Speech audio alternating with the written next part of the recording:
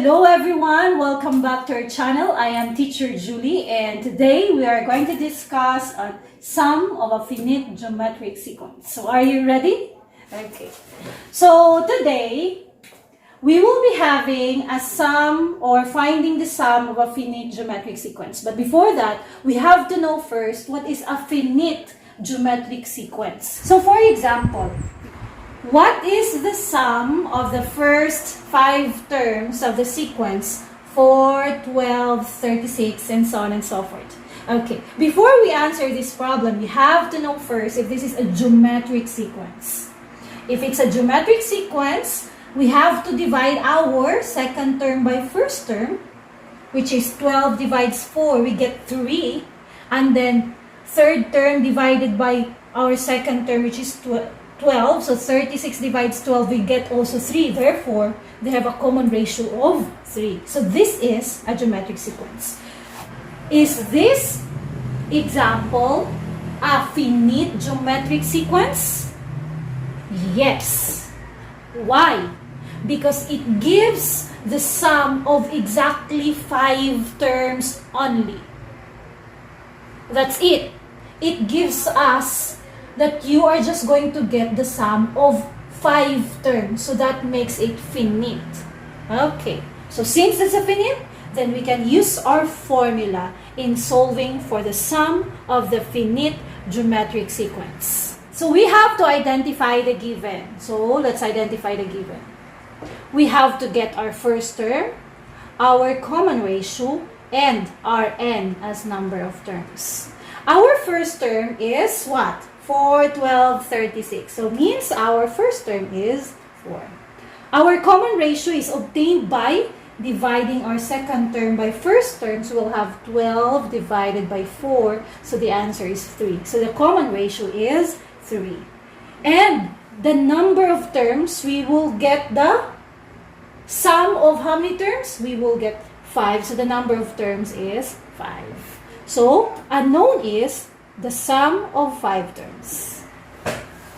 So with this given, we are now ready with our solution. So use the formula, step 1. So we'll have sum of n terms. So we'll have first term times r raised to n minus 1 divided by r minus 1. As always, substitute.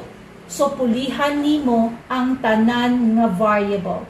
Since we are looking for sum of 5 terms, so this will become sum of 5 equals, the first term will become 4, quantity r here will become 3, that's 3, raised to the power of n, our n is 5, so we'll have 3 raised to 5 minus 1, close parenthesis. Divided by, our r, of course, is 3, so this will become 3 minus 1.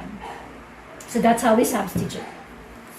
Next, we have to simplify according to PEMDAS. So since applying PEMDAS, we have to simplify those inside the parentheses and of course with exponents. So we have to copy 4. I-simplify na to, those inside the parentheses. So 3 raised to the power of 5 will become minus 1. So how did we get 243? 3 raised to 5 means 3 times 3 times 3 times 3 times 3. And the answer is 243. Minus 1 divided by 3 minus 1. You can subtract that directly. So you get your answer, which is 2. Simplify. So we can now do subtraction inside the parentheses, and then the numbers outside we can divide that directly. 4 divided by 2, so that will become 2, and then multiplied by 243 minus 1 will become 242. So that's it. So the last part, we have to do multiplication. So the sum of the first 5 terms, 2 times 242 is 484. So 484 is the sum of the first 5 terms of the geometric sequence 4, 12, 36, so on and so forth. Did you get that one, guys? Is that hard? Oh, ito. Tarungon lang. So, yun ra, di ba? Okay, so it's just easy. So, we have our steps in solving for the sum of a finite geometric sequence. Always use the formula, substitute, and simplify. That's it.